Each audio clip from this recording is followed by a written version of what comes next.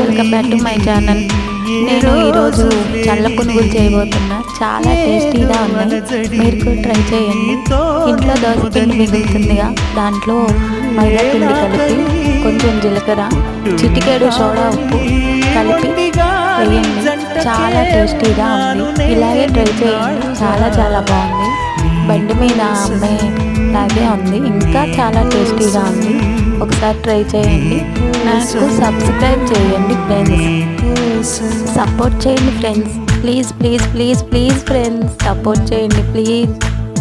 మీ గుంటూరు పిల్లకి లైక్ చేయండి, సబ్స్క్రైబ్ చేసుకోండి.